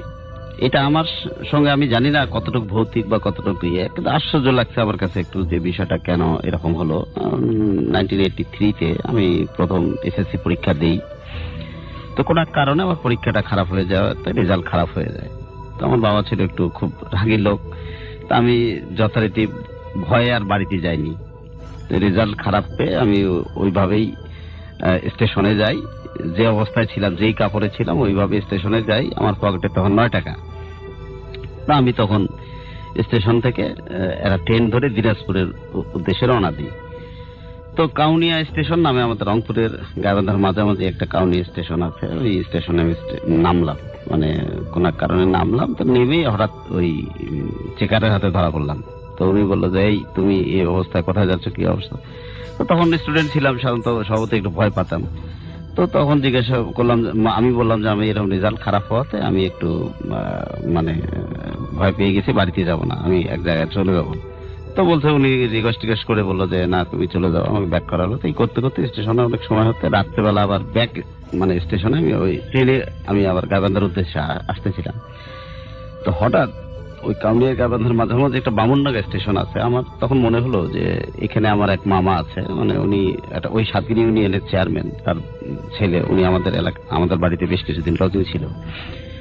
তো আমি তখন ওখানে নেমে গেলাম, ওই বামুনডাঙ্গা স্টেশনে নেমে গেলাম। নেমে যাওয়ার পরে তখন আমি নেমে দেখি যে ওখানে তো গ্রাম দেশের ওই গ্রাম অঞ্চলের স্টেশন, কোনো বাতি নাই, ইতি নাই। তো তখন আমি ওই নেমে ওই সাতগিরি ইউনিয়নটাতে কথা একটু বলে নিই আগে, যে ওই স্টেশন থেকে যেতে প্রায় 2 কিলোমিটার হেঁটে যেতে হয়। তো যেতে পথে পরে নদীর ধার দিয়ে যেতে হয়, কিছু দূর গিয়ে একটা শ্মশানঘাট হিন্দুপাড়া আছে, তারপরে হচ্ছে ওই ইউনিয়নে ঢুকতে হয়। তো সবচেয়ে বড় আমার ভয় ছিল শ্মশানঘাটটা নিয়ে। আমি চিন্তা করলাম যাক, চাঁদনি রাত, আর ইয়াং ছেলে, তখন ভয় পেতে ছিল না। আর আমার লাইফে কোনোদিন আমি জীবনে ভয় পাইনি বা এই সমস্ত তখন বিশ্বাসও করতাম না এরকম। তো তখন আমি যেতেই একটা সামনে আবার জনতা ব্যাংক আছে, ব্যাংকের পাশে একটা তেঁতুল গাছ আছে, বড় বিশাল তেঁতুল গাছ। ওই তেঁতুল গাছের আগে আমার একটু শরীরটা একটু কাটা দিল। তা আমি আবার ওই আমার যথারীতি সাহস করে এগোলাম।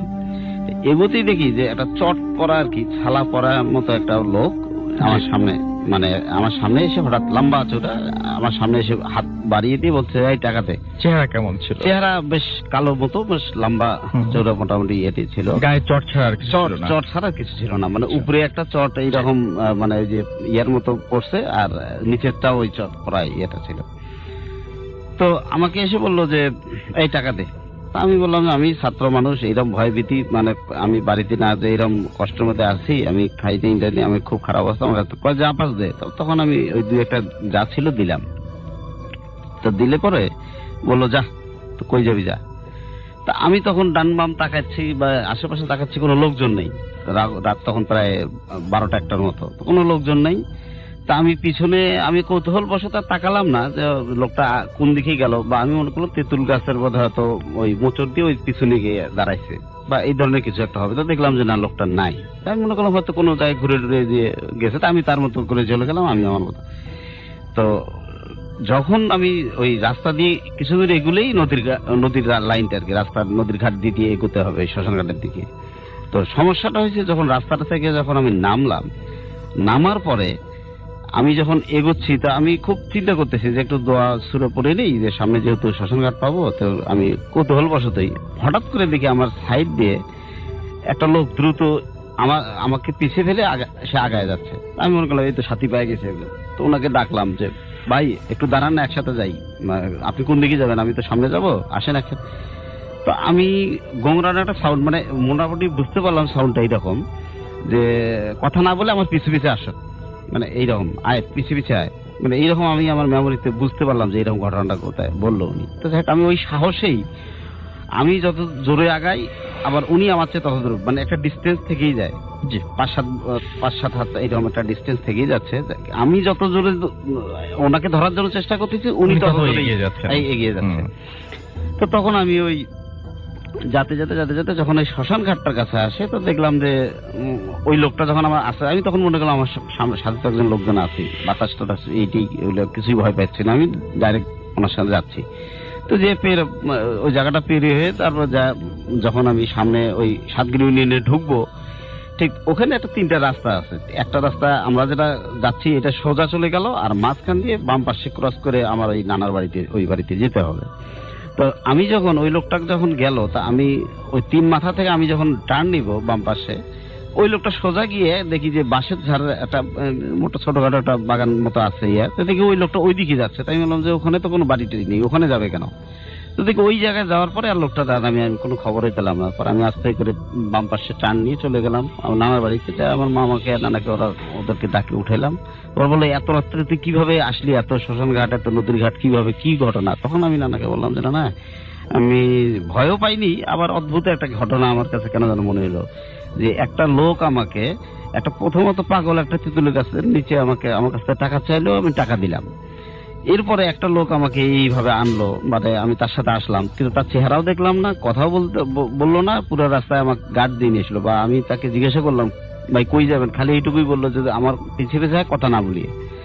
তো এই লোকটা এই বাসের ধারে দিয়ে গেল, ওদিকে কোনো বাড়ি আছে পিছনে? কয় না, ওদিক তো কোনো বাড়ি নেই ওখানে। তাহলে কত তুই বেঁচে গেছিস? আমার নানা বললো যে তুই তাহলে বেঁচে গেছিস, যে তোকে কোনো একটা ভালো জিন তোকে হয়তো ওই ওখান থেকে ফলো করে তাকে মানুষের মতো করে নিয়ে আসছে, নাহলে তোর বিপদ হতে পারতো নদীর ঘাটে অথবা শ্মশান ঘাটে। তো পরে আমি তো বাঁচলাম, এই ছিল আমার ঘটনা আর কি। অনেক ধন্যবাদ আপনাকে আপনার ঘটনার জন্য। ঠিক আছে, তার কাছে যাব আমরা। আপনি নামটা বলবেন এবং কোথা থেকে এসেছেন যদি একটু বলতেন আমাদেরকে। জি ভাই, আমি আশিক, আমি এসেছি পিরোজপুর থেকে। পিরোজপুর থেকে, আপনার ঘটনা শুনি আমরা। যে আমার ঘটনা হচ্ছে, আমার ভাই আমার ইউনিভার্সিটির পটুয়াখালী বিজ্ঞান ও প্রযুক্তি বিশ্ববিদ্যালয়। তো হচ্ছে এটা আমার এক সিনিয়র ভাইয়ের কাছ থেকে শোনা ঘটনাটা। তো সিনিয়র ভাই যেটা বললো যে এটা ঘটেছিল তার আর এক সিনিয়র ভাইয়ের কাছ থেকে, মানে ভাইয়ের সাথে। তো এটা ঘটেছিল 2009 সালের দিকে। তো আমি জানিয়ে রাখি যে আমি বিশ্ববিদ্যালয়ে আমি যে হলে থাকি, আমার সেই হলের ইভেন আমি যে ব্লকে, সেই ব্লকে এটা ঘটেছে। এখন ওই ব্লকে 2007 সালের দিকে এক সিনিয়র ভাই গলায় দড়ি দিয়ে সুইসাইড করেছিল। তো সেই বড় ভাই হচ্ছে আমাদের যখন ঈদের বন্ধ হয়, ঈদের ছুটি হয়, তো ঈদের ছুটি হওয়ার পরে যখন সবাই ব্যাক করে, তো দেখা যাচ্ছে যে আমাদের এখানে লোকাল স্টুডেন্ট তো বেশি, তো সে কারণে তারা ইউনিভার্সিটি ওপেন হওয়ার একদিন পরে চলে আসে, তার আগে আসে না। তো ওই ভাই একটু উত্তরাঞ্চলে ছিল, তো তিনি যে কারণে 3 দিন আগে চলে আসে, বিকজ অফ তার অ্যাসাইনমেন্টের কাজ ছিল কিছু, এখানে চলে আসে। তো আসার পরে ব্যাপারটা হচ্ছে ওদিনকে খুব বৃষ্টি হচ্ছিল, আর আমাদের ইউনিভার্সিটি যেতে হলে আমাদের আগে একটা ফেরি পার হতে হয়। তো ফেরি পার হতে একটু দেরি হওয়ার কারণে তার হলে পৌঁছতে রাত 1-1:30 দিকে 1টা বেজে যায়। তো হলে ঢোকার পরে তো হলে যে আনসার মারা থাকে, তো তাদের কাছে একটা এন্ট্রি করে তারপরে হলে ঢুকতে হয়।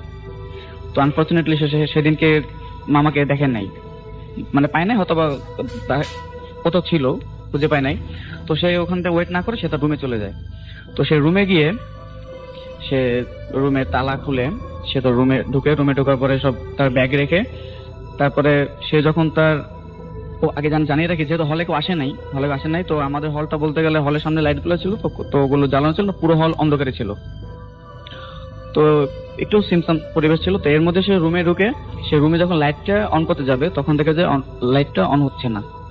বাট দেখা যাচ্ছে যে আমাদের হলে ম্যাক্সিমাম টাইম যে অনেকদিন যদি বন্ধ থাকে ক্যাম্পাস, তা তো লাইট না জ্বললে ফিউজ হয়ে যায়।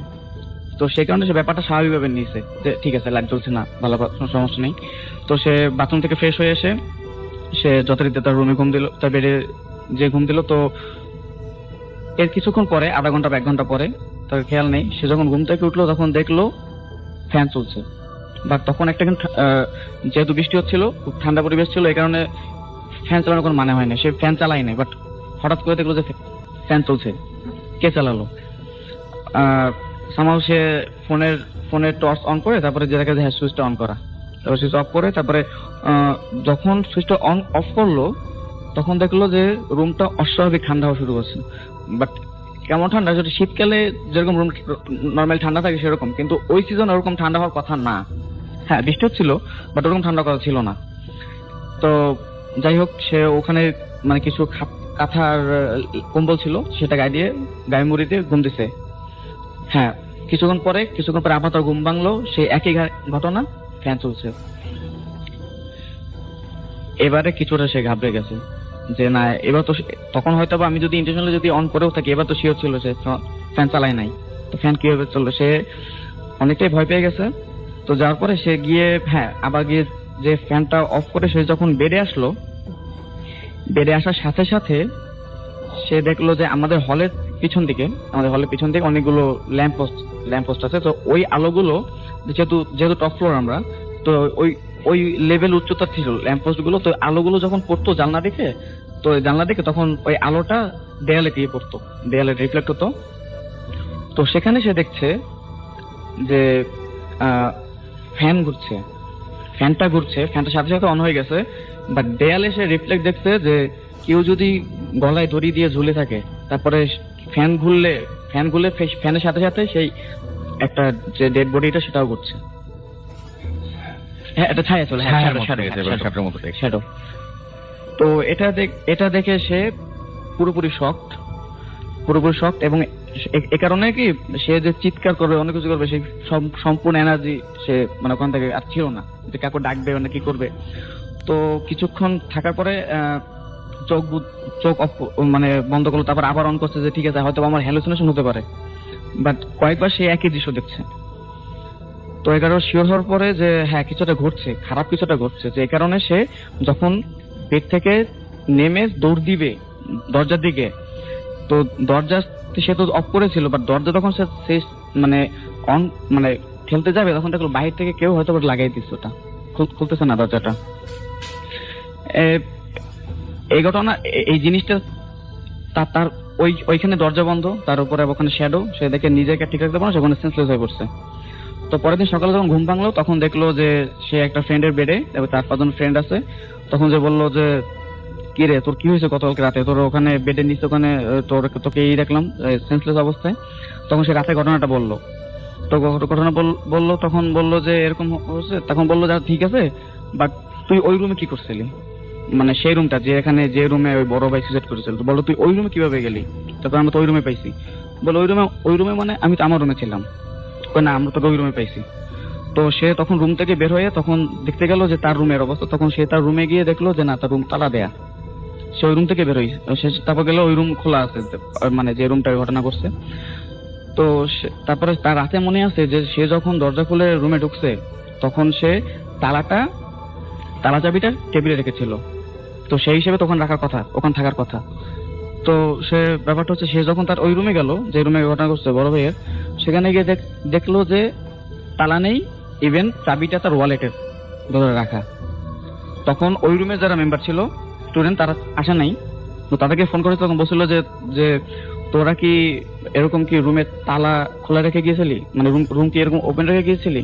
তখন বললো যে না, আমরা তো রুম তালা দিয়ে গিয়েছিলাম, বাট কি করে কি হলো ওটার ব্যাপারটা জানা যায়নি। তো পরবর্তীতে হচ্ছে ব্যাপারটা হচ্ছে এই কারণে যে ভাই আমাদের বলা হয় যে আমাদের হলটা অ্যাকচুয়ালি শ্মশানের, মানে ওখানে একটা শ্মশান ছিল, তো শ্মশানের উপর আমাদের হলটা করা হয়েছে। তো এই কারণে অনেক সময় অনেক এক্সপিরিয়েন্স করে আর কি। অনেক ধন্যবাদ আপনাকে। আজকে 1 মার্চ, গত বছর এই দিনে আমার সাথে আমার জীবনের ভয়ঙ্করতম ঘটনাটা ঘটে। আজ বলবো কাল বলবো করে কিভাবে যে 1 বছর পার হয়ে গেল সেটা বুঝতেই পারিনি। যাকে ঘটনাটা খুব ছোট্ট। সেদিন ছিল 1 মার্চ 2015। রাতে আমি ঘুমাচ্ছিলাম, হঠাৎ মাঝরাতে কি যেন একটা অস্বস্তি, আমার হঠাৎ ঘুম ভেঙে গেল। এমন সময় আমি আমার কানের কাছে স্পষ্ট করে শুনি কে যেন বলছে খিদা লাগছে। ব্যাপারটা এত স্পষ্ট ছিল যে আমি এখনো মনে করতে পারি আমি কোথায় কোন পজিশনে শুয়েছিলাম।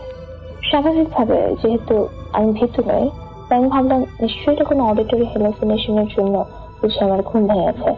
তখন আমি চিন্তা করতে লাগলাম আমার সাথে এটা কেন হলো, আর আমি ততক্ষণে পুরোপুরি সজাগ। কিছুক্ষণের মধ্যে আমার পুরানো সব ধারণাকে বদলে দিয়ে আবার সেই কণ্ঠস্বর বলে উঠল, আমি এখন তোমাকে খাবো। আমার তখন কি যে অবস্থা সেটা আর বর্ণনা না করি। পরপর 2বার হ্যালুসিনেশন হয় কিনা আমি জানি না, পুরোপুরি জাগ্রত থাকার পরও হ্যালুসিনেশন হয় কিনা আমি তাও জানি না। তবে এটা জানি যে এটা আমার লাইফের সবচেয়ে ভয়ঙ্কর অভিজ্ঞতা। এখানে নাসির ভাই একটা বিষয় উল্লেখ করতে চাই, যে এটা হলো যে একটা নতুন বাসায় আসার পর থেকেই সব খারাপ ব্যাপার ঘটে চলেছে আমার সাথে। আমার রেজাল্ট খারাপ হওয়া, ছোট বোনের অসুখ, আমার খুব কাছের আজকের মৃত্যু, সেই সাথে কিছু অস্বাভাবিক অনুভূতি। কয়েকটা উল্লেখ না করলে না, যেমন রাতের বেলা কিছু অদ্ভুত শব্দ, তাই উপরতলায় শুনি যে ড্রিল মেশিনের আওয়াজ। কিন্তু কমপ্লেন করতে গিয়ে আশ্চর্য হলাম যে উপরতলায় নাকি কোনো ড্রিল মেশিনই নেই, ওদিকে কতক্ষণে শব্দ বন্ধ। মাঝে মধ্যে এমনও হয়েছে আমি বাসায় একা শাওয়ার নিচ্ছি, হঠাৎ মনে হলো যে বাথরুমের দরজার পাশ দিয়ে কে যেন হেঁটে গেল। আরেকদিন শুনতে পেলাম কে যেন ডাইনিং টেবিলের চেয়ারটাকে একটু নড়িয়ে দিল। অনুভূতিটা অনেকটা এরকম যে বাসায় আমি একা নই, আমি ছাড়া আরো একজন আছে, অথচ বাসায় তখন আমি একা। মজার করতে পেলাম সেদিন, তাও প্রায় 1-1.5 মাস আগের কথা।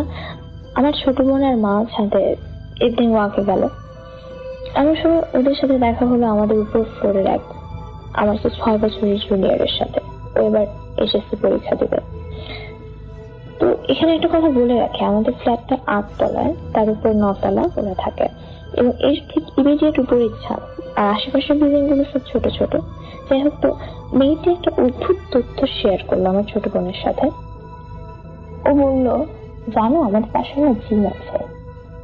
ছোট বোন খুব অবাক হয়ে জিজ্ঞেস করে, কেন, কিভাবে বুঝলে?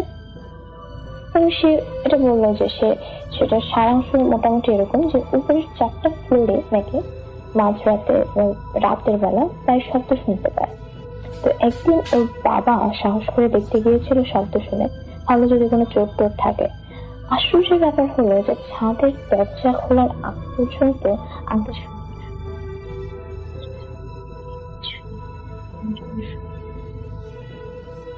ছোট বোনের কাছ থেকে এই ঘটনাটা শোনার পর আমি যেন একটু শান্তি পেলাম।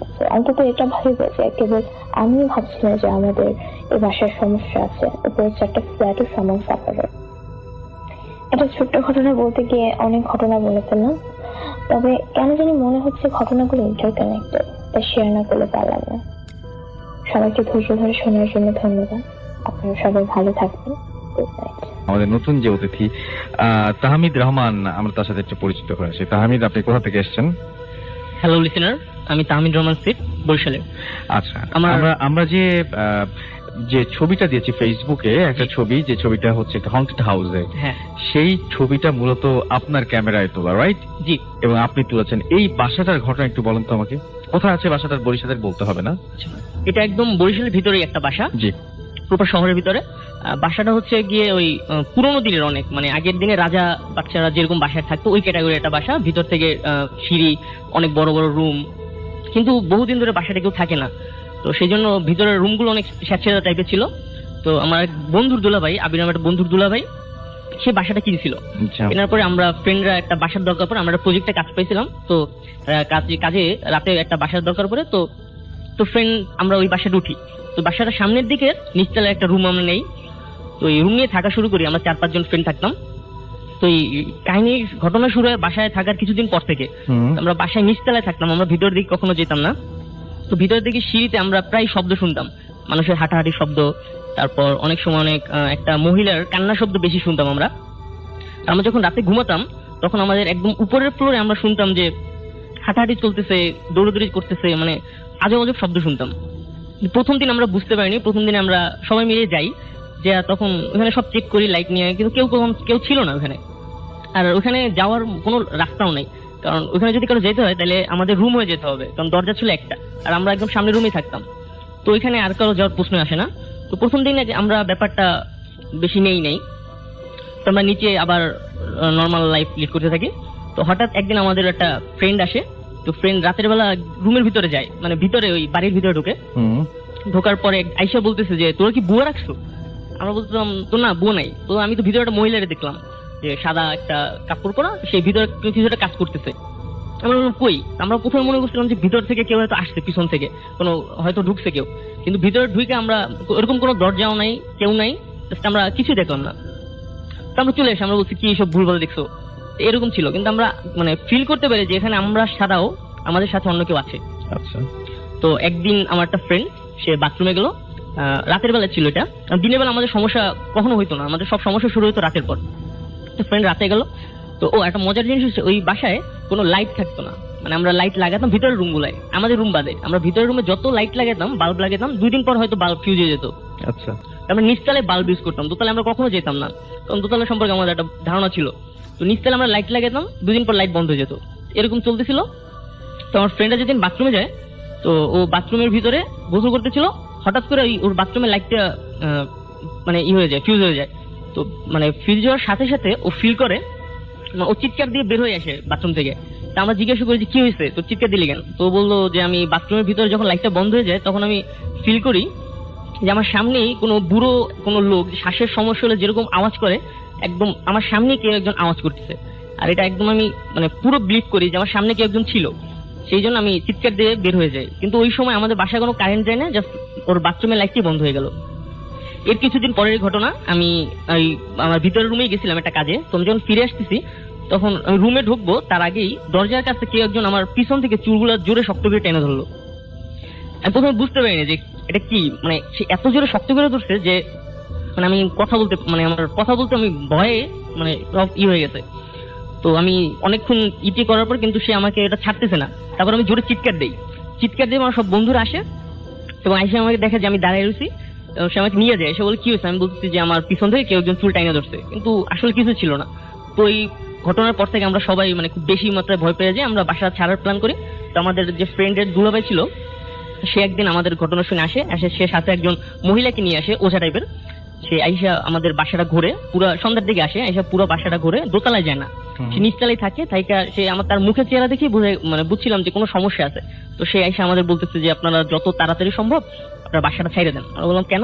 তো এই বাসায় আপনাদের সাথেও একজন থাকে এবং সে অনেক মানে একটা মহিলা, সেটা মহিলা থাকে এবং এই বাড়িটা তৈরি করার পর থেকেই সেই বাড়িতে আছে এবং সে চায় না আপনারা এখানে থাকুন। আর সে আপনাদের অনেক বড় একটা ক্ষতি করে ফেলতে পারে। সে আপনাদের রুমের দরজা পর্যন্ত আসে, বাট আমি জানি না কেন আপনার দরজার ভিতরে ঢোকে না, কিন্তু সে আপনার এখন পর্যন্ত দরজা পর্যন্ত আসছে। আপনারা যত তাড়াতাড়ি পারেন বাসা ছেড়ে দিন, আর বিশেষ করে চৈত্র মাসের আগে বাসাটা ছেড়ে দিন, নাহলে আপনাদের অনেক বড় ক্ষতি হয়ে যাবে। তো সেদিন আসলে ঘটনা ছিল, সেদিন ছিল ফাল্গুনের শেষ দিন। তো আমরা সেই রাতেই বাসাটা ছেড়ে চলে আসি এবং আমরা রিস্ক নেই না কোনো যে বাসায় থাকার মতো। তো পরে আসার পর আমরা খোঁজ নিয়ে জানতে পারি যে ওই বাড়ির যে মালিক ছিল, মানে আমার দুলাভাই কেনার আগে যে মালিকটা ছিল, সে ওই বাড়িতে থেকে কোনো একটা কারণে কিছু একটা দেখে মানে প্যারালাইজ হয়ে গেছে, মানে কোনো ভয়ে প্যারালাইজ হয়ে গেছে। সে ওই বাড়িটা তারপর বিক্রি করে দেয়। আর কিছুদিন আগে জানতে পারলাম আমাদের যে দুলাভাই ছিল, সে বাড়িটা মানে সংস্করণ করার পরে তারপর সে কোনো একটা কারণে বাড়িটা আবার অন্য একজনের কাছে বিক্রি করে দেয়। এই ছিল ঘটনা। অনেক ধন্যবাদ আপনাকে। আমরা চলে যাচ্ছি আমাদের পরবর্তী ঘটনায়। আপনার নামটা প্লিজ একটু বলবেন। হ্যালো লিসেনার্স, আমি Zarif Khan, organisation secretary, Barishal youth society. Okay, শুনি আপনার ঘটনা। আমি সরাসরি ঘটনায় চলে যাচ্ছি। রাসেল ভাই, ঘটনাটা আনুমানিক 2013 সালের। এবং ঘটনাটা আমি আমার এক দূর সম্পর্কের ফুপার কাছ থেকে শুনেছি। তো রাসেল ভাই উনি বরিশালের একটা অজপাড়াগাতে থাকেন। তো ওনার পেশা বলতে নর্মালি ফসলের চাষি ছিল। তো সে কারণে তাকে প্রায় ফসলের কাজে বরিশালের বাইরে আসতে হতো শহরের দিকে। তো প্রথমেই বলে রাখি যে তার একটা সাইকেল ছিল, উনি সাইকেলে করেই বরিশালে শহরে আসা যাতায়াত করতেন। তো এরকম একদিন উনি গ্রাম ছেড়ে শহরে আসেন তার পার্সোনাল কাজে। তো ওনার ছেলে আমার যে ফুপাতো ভাই সোহেল, ও রুই মাছ খেতে অনেক পছন্দ করত। তো সোহেল আমার ফুপাকে বলে দেয় যেন ফেরার পথে যেন ওর জন্য মানে রুই মাছ নিয়ে আসে। তো রাসেল ভাই ফুপা রাতে যখন কাজ সেরে যখন গ্রামে ফিরছেন তখন আনুমানিক রাত 11টা। তো গ্রামের এরিয়ার মধ্যে যখনই প্রবেশ করেন, আমি আগে বলেছি যে এটা একটা অজপাড়াগা, তো রাসেল ভাই ওটা মেইনলি একটা নদীর পাড়ে। তো নদীর পাড় দিয়ে রাস্তা, সেই রাস্তা দিয়ে ফুপা সাইকেল চালিয়ে যাচ্ছেন। তো কিছু দূর সাইকেল চালানোর পরে রাসেল ভাই উনি দেখলেন যে সামনে 13-14 বছরের একটা মেয়ে লাল শাড়ি পরে বসে একা কাঁদতেছে এবং অনেক জোরে কাঁদতেছে। তো এরপর রাসেল ভাই উনি সাইকেলটা স্ট্যান্ড করে আস্তে আস্তে ওই মেয়েটার কাছে গেলেন, গিয়ে জিজ্ঞেস করলেন যে তোমার কি হয়েছে, তুমি এভাবে একা বসে কাঁদছো কেন? তো রাসেল ভাই ফুপা যেভাবে আমাকে বললেন যে মেয়েটার পিছন দিক থেকে দেখে বোঝা যাচ্ছিল স্পষ্ট যে ওর চুলগুলো একদম এলোমেলো ছিল এবং যখন ঘাটটা ফিরিয়ে আমার ফুপার দিকে তাকায় তখন ওর চোখগুলো একদম লাল ছিল। এবং তাকানোর পরে রাসেল ভাই ফুপা দেখলেন যে ওই মেয়েটা হচ্ছে তাদের গ্রামের বাড়িতে তো উঠান থাকে, তো ওই একই উঠানের অপোজিট সাইডের একটা বাসার আফজাল সাহেবের মেয়ে। তো ফুপা বললেন যে তুই এখানে একা বসে কাঁদতেছিস কেন, হয়তো বাবা রাগারাগি করছে, তুই আমার সাথে চল, আমি বাড়ির দিকে যাচ্ছি। তো রাসেল ভাই এখানে একটু আমি অ্যাড করি যে ফুপা বাড়ির দিকে ফেরার পথে আমার ওই ফুপাতো ভাইয়ের জন্য একটা ব্যাগে করে রুই মাছ নিয়ে আসছেন এবং ব্যাগটা তার সাইকেলের ক্যারিয়ারে বাঁধা ছিল। তো হঠাৎ করেই মেয়েটা ফুপাকে বলে উঠলো যে তোর ব্যাগে যে 3টা মাছ আছে ওইখান থেকে আমাকে একটা মাছ দিয়ে যা, নয়তো তোর সমস্যা হবে। তো ফুপা অনেকটা অ্যাস্টনিশড হয়ে গেলেন যে আসলে মেয়েটা কিভাবে জানলো। তারপরেও হয়তোবা তিনি আবার মনে করলেন যে হয়তোবা ওর কাকি ওকে বলছে, যেহেতু এক বাড়ির উপরেই বাসা, মানে একটা উঠোনের উপরেই বাড়ি। তো ফুপা তখন অতটা হতভম্ব না হয়ে ফুপা ডিরেক্টলি বললেন যে আচ্ছা ঠিক আছে, তুই আমার সাথে বাড়িতে চল, সাইকেলের পেছনে ওঠ, আমি তোকে বাড়ি পৌঁছে দিই, তোর কাকি আজ রাতে রান্না করবে, রান্না করে তোকে দিবে। তো রাসেল ভাই র্যাপিডলি মেয়েটা আবার ফুপাকে বলল যে তোর কিন্তু সমস্যা হবে। তো রাসেল ভাই এরপরে ফুপা বললেন যে আচ্ছা যাই হোক দেখা যাবে, তুই একটা সাইকেলের ক্যারিয়ারে ওঠ। এরপরে ভাইয়া মেয়েটা সাইকেলের ক্যারিয়ারে উঠলো এবং ফুপা চালাতে শুরু করলেন। গ্রামে তো কালভার্ট থাকে, তো কিছু দূর যাওয়ার পর একটা কালভার্ট, এবং কালভার্ট থেকে নামার পথে রাসেল ভাই ফুপা তো সাইকেল চালাচ্ছেন এবং ফিল করতেছেন তার সাইড থেকে এত জোরে একটা ঝড়ো বাতাস ক্রস করলো যে তার আসলে সাইকেলটা আর কন্টিনিউ চালানো সম্ভব হলো না। তিনি সাথে সাথে সাইকেলটা স্টপ করে দিলেন। এরপরে আমরা তো জানি রাসেল ভাই যে পেছনে কোনো মানুষ বসলে মিনিমাম একটা ভার ফিল হয়, কিন্তু তখন হঠাৎ করে তিনি খেয়াল করলেন যে তার পেছনের ব্যাগটা পড়ে গেল এবং তিনি যখনই ইনস্ট্যান্টলি পেছনের দিকে তাকালেন তিনি দেখলেন মেয়েটা নেই। তখন তিনি মনে মনে ভাবলেন হয়তো বা এটা একটা হ্যালুসিনেশন ছিল।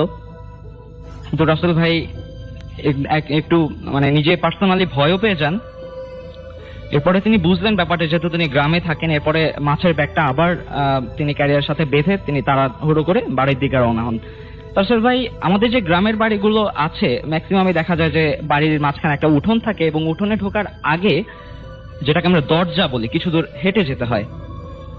তো ফুপা বাড়ির দরজা দিয়ে ঢুকলেন, ঢোকার পরে সাইকেল থেকে নেমে হাতে করে সাইকেলটা নিয়ে যাচ্ছেন। তো উঠোনে রাসেল ভাই সামহাও একটা ক্রাউড দেখলেন। ওনার মনে হচ্ছিল, উনি ভাবছেন হয়তোবা গ্রামের বাড়ি যেহেতু হয়তোবা ঝগড়া বাঁচছে কারোর সাথে, এই জন্য হয়তো এত ক্রাউড। কিন্তু রাসেল ভাই উনি ব্যাগটা ওনার বাসায় রাখলেন, রেখে সামনে কিছু দূর এগিয়ে যখন ক্রাউডটা ক্রস করে সামনে গেলেন উনি অনেকটাই হতভম্ব হয়ে পড়েন এবং তিনি দেখলেন সামনে একটা লাশ রাখা, এবং লাশের মুখটা যখন খুলে দেয়া হয়, লাশের কাফনের কাপড়টা যেই খুলে দেয়া হয়, তিনি দেখলেন এই মেয়েটা ঠিক সেই মেয়েটাই যাকে তিনি নদীর পাড়ে দেখেছিলেন এবং যাকে তিনি ক্যারিয়ারে উঠিয়ে মাঝপথ কিছু দূর পর্যন্ত আসার পরে মাঝপথে হঠাৎ করে মেয়েটা গায়েব হয়ে যায়, ঠিক সেই মেয়েটা।